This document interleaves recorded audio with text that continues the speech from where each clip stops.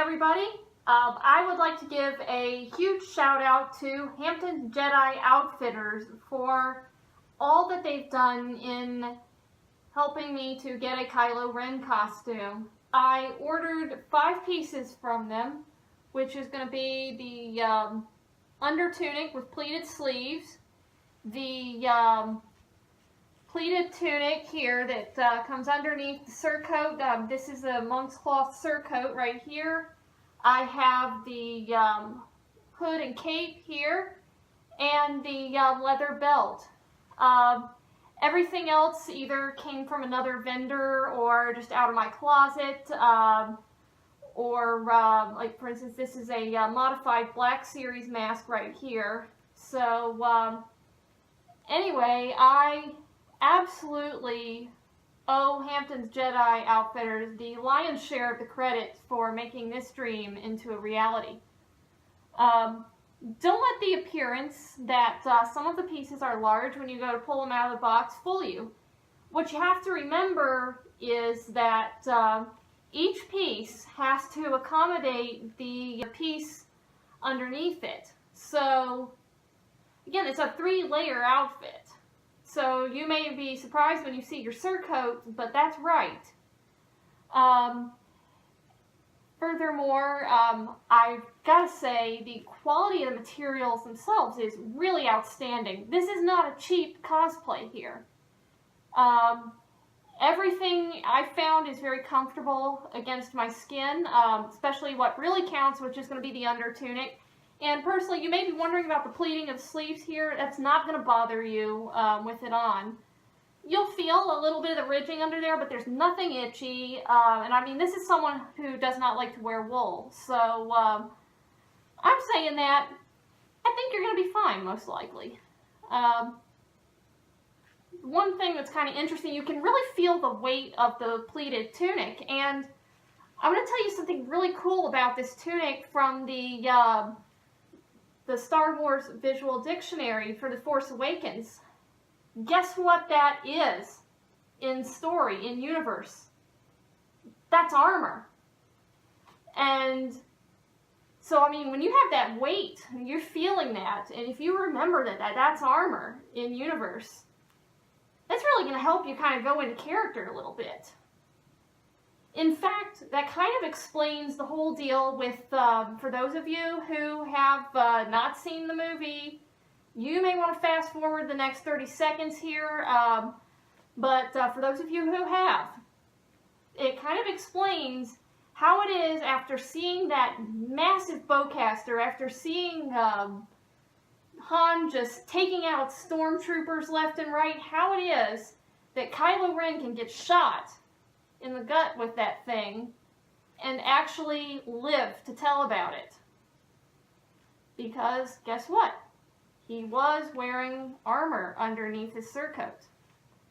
Very neat little fact.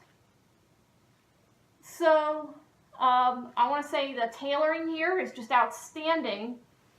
And one of the things that's really amazing is I had told Miriam what kind of boots I was going to be wearing, exactly how high that heel was going to be. In my case, I just had a 1-inch heel. And it's really amazing how precise this hem is, because I first made a mistake of trying it on before I had put the boots on. It seemed like it was going to be on the ground. Well, as soon as I got the boots on, that surcoat came up to exactly the perfect height for me to be able to walk around. I mean exactly, precisely, like you would hear for a gown, like a formal gown. And I'm warning you, Kylo hears one comment about a little black dress, it's gonna be game on. So don't do it. Anyways, I can move around just fine with it. Everything feels pretty easy to deal with. I can really pace around, get that Kylo Ren angry look going on. I can move very freely, even with that hem down to the ground. The one thing I would recommend, don't back up. Not good to do that. And the interesting thing is that is actually something that Adam Driver himself ran into with his costume, because his surcoat was probably an inch or less off the ground in most scenes. I even learned from a fellow geek friend of mine that for those action scenes where he's fighting, they had to give him a different surcoat that cleared the ground by about 3 or 4 inches so that he could actually back up without tripping on his hem. So in a way, what that really speaks to is kind of the authenticity of the way that Miriam has made this costume, which that's pretty cool. The other thing I'm going to recommend, if you're going to take this to a con, probably want to watch it with the stairs. You may even just want to not do stairs or escalator if you're not comfortable with that. Or you're either going to want to hold up the surcoat, or you're just going to want to take the elevator. I just think that it's probably not worth the risk of tripping yourself if you're clumsy like I am. I know some people that's probably not a concern, but for those of us who are a little bit coordination challenged, that might be the way to go.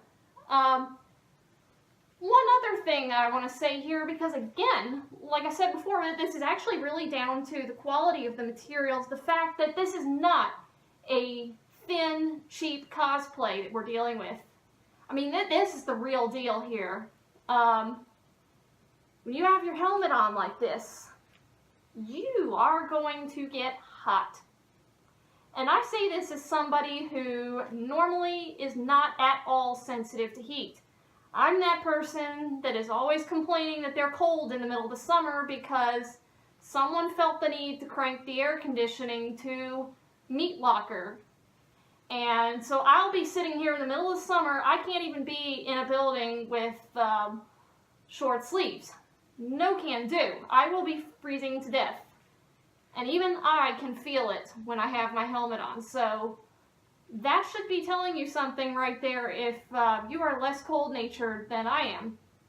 Watch it with the helmet. You either want to have some kind of ventilation, or because this is Kylo Ren, you don't have to have your mask on all the time. You may want to look at devising a mask-off option. And now those of you in the 501st, you probably didn't need any of that. You guys know this already, especially those of you who have been in the stormtrooping armor. But those of you who have not, I just want to pass that word along. And for those of you who are going to the 501st, you may already be aware of this. While I do have a, you might be able to see it here, or you might not be. I have a leather neck seal that came from another vendor. I'm going to tell you, when you're in your full gear, there is actually a layer I don't have. There's a mid-coat that would be kind of like, I've seen a cotton variant, a wool variant that would go right under here between these two layers. There's a mid-coat that I actually do not have. And I can just imagine if I did have it, that the heat factor would be going up yet again.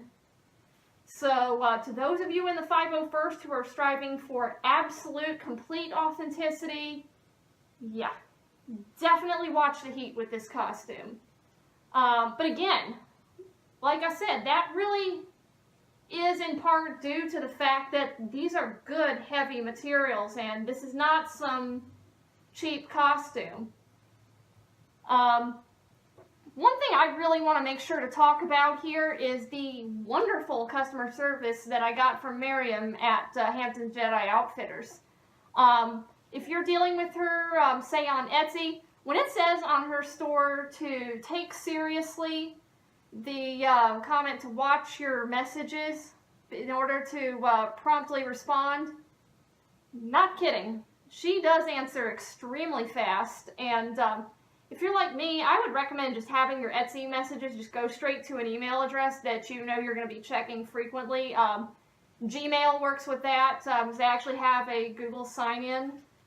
I don't know how Facebook works. I do not do the Book of Losing Face, so I can't really attest to how that's going to work, but I just used my Google profile to sign in, got my emails, and she's extremely prompt, extremely courteous. The whole way through answered every question I had, even once when I managed to miss the fact that she had already given the answer, and she was very polite, did not point out my mistake.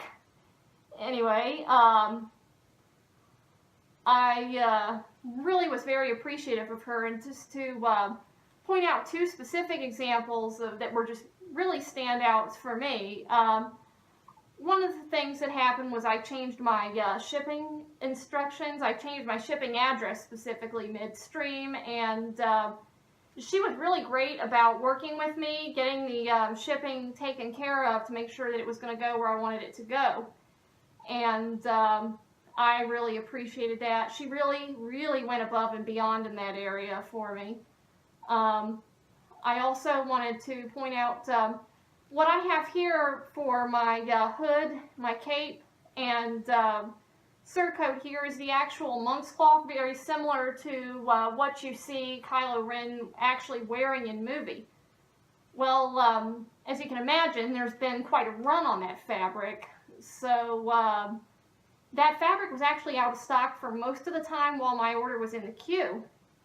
And she took the courtesy to notify me a good, I think we're talking about 2 or 3 weeks, probably about 3 weeks out from the time that my order was going to ship, that we would probably be coming down to the wire on getting that material in on time. So I really appreciate the fact that she gave me such early notice on that, and we had time to kind of come up with a backup plan to deal with that. There was an alternate material she would have been able to make the costume out of. And the fact that we had that heads up, I really appreciate that. And fortunately, the material that I really wanted to have the monk's cloth, that actually did show up just in the nick of time. We were able to get it out, meet my deadline for the con that I'm going to be doing very shortly. And again, I am extremely appreciative of this. If you are considering doing business with Hampton Jedi Outfitters, don't hesitate. I really would say it's worth it. There's one other thing for communications that I'd like to point out. This pertains to the hood and cape. There's actually a instructional video. I want to put that down in the description. There'll be a link to that that will show you how to put this together. And I have to say, I'm one of those people, it takes repeating it multiple times for me to get it. It takes really having to do it multiple times for me to get the point, so I probably still don't quite have it done right. But I think that that is an extremely helpful thing to do. So what I'm going to do here real fast, I'm going to put the hood up, and I'm going to try to show you the whole thing. Bear with me while I try to do this with my gloves and helmet on. Coordination, as I said, is not my strong suit, so again, bear with me. And alright, I think we've got it. So what I'm going to do, I'm just going to turn around real quick and let you see the whole look put together. You're probably not going to be able to see this all the way down to the ground, but this should give you an idea. I am really impressed with this. One thing you may have noticed about the hood and cape, I do want to point out a couple things there. It's a standard size. And for those of you who are a little bit vertically challenged like me, I am with my boots on. I'm just a mere 5'6", pipsqueak of a Kylo Ren here. You're going to find on you that the cape may be rather long. It's okay. I think it looks fine like that for me. But just so you know, it's a one-size-fits-all piece. I did also want to advise that because of the fraying along the edges, of course the deliberate fraying for what you see in the movie, do be careful handling that. While the seams are secured there, I can tell you that you do just want to watch that. Be very gentle with your hood, with your cape. Again, thank you very much to Miriam, to all the staff of Hampton's Jedi Outfitters that were involved in making this night of Ren's dream a reality.